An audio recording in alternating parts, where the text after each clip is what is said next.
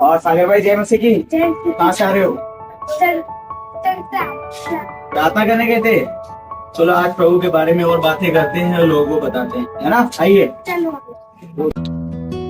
अरे वाह, आपने तो अपने घर में क्रिसमस ट्री लगा रखा है। हाँ देखिए, आज बहुत अच्छा डेकोरेट किया है क्योंकि क्रिसमस आ रहा है ना, तो उसकी तैयारी में हमने ये क्रिसमस ट्री को डेकोरेट किया है। वाह, कितना सुंदर लग रहा है। हाँ देखो ना कि ये स्टार, और ये देखो यहाँ पे हमने ये पूरा बेल वगैरह लगा रखा है। आप जानना चाहते हैं क्रिसमस ट्री क्यों लगाया जाता है? ये स्टार के बारे में जानना चाहते हैं?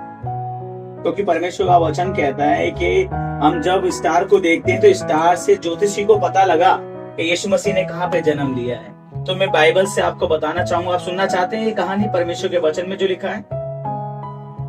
आइए सुनाता हूँ। मैं आपको मत्ती की पुस्तक सागर भाई उसका 2 अध्याय और उसके 1 में बताता हूँ। उसमें लिखा, हेरोदेस राजा के दिनों में जब यहूदिया के बेतलेहम में यीशु का जन्म हुआ तो पूरब से कई ज्योतिषी यरूशलेम में आकर पूछने लगे, यहूदिया का राजा जिसका जन्म हुआ है कहाँ है? क्योंकि हमने पूरब में उसका तारा देखा और उसको प्रणाम करने के लिए आए हैं। आमीन। तो पूरब से तारा दिखा, ये तारा पूरब में चमका और ज्योतिषियों ने जान लिया कि मसीहा का जन्म हुआ है। इसलिए उससे भेंट करने के लिए ज्योतिषी लोग कैसे आए? इस तारे को देखकर। कैसे आए?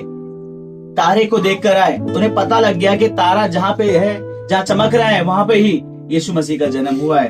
तो जब परमेश्वर का वचन हम आगे पढ़ते तो उसमें लिखा है, इस प्रकार से बताता है, वे राजा की बातें सुनकर चले गए और जो तारा उन्होंने पूरब से देखा वे उनके आगे आगे चला। यानी जो तारा उन्होंने पूरब से देखा था, है ना सागर भाई, वो तारा उनके आगे आगे जा रहा था और ज्योतिषी तारे को देखकर तारों के पीछे पीछे चल रहे थे। और वचन में लिखा है,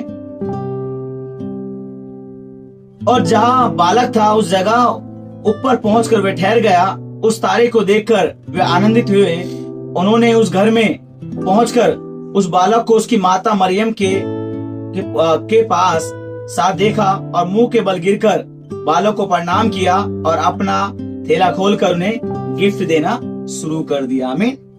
तो तारे के द्वारा ज्योतिषियों ने पता लगाया कि उद्धारकर्ता प्रभु यीशु मसीह ने कहाँ पे जन्म लिया है। सागर भाई, तो परमेश्वर का वचन बताता है कि जैसे क्रिसमस ट्री है, ये सदाबहार का पेड़ है, हमेशा इसमें हरियाली रहती है, वैसी जो व्यक्ति तारे के समान प्रभु यीशु मसीह को देखता है, अपना जीवन यीशु के हाथ में सौंपता है, उसके जीवन का अंधकार क्या होता है? मिट जाता है। आमीन। इसलिए परमेश्वर का वचन कहता है कि प्रभु यीशु मसीह के पास आए और यीशु से कहें, प्रभु अपनी ज्योति हम पे चमकाए। सागर भाई, जब यीशु की ज्योति हम पे चमकती है तो क्या होता है? हमारा अंधकार मिट जाता है। आमीन। और जैसे जो हमारी वीडियो देख रहे होंगे सागर भाई, प्रभु उनके जीवन का अंधकार इसी समय मिटा रहा होगा। उनके जीवन पे भी तारा क्या हो रहा होगा? इसी समय चमक रहा होगा और उजियाला दे रहा होगा।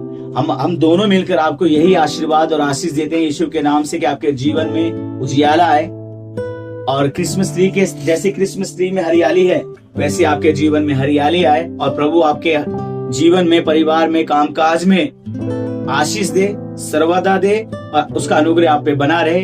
हम मिलकर यही आशीर्वाद देते हैं, क्रिसमस सबका क्या हो? खुशी से मनाया जाए और आनंद की भरपूरी हो और परमेश्वर का वचन इनके हृदय में तारे के समान चमके।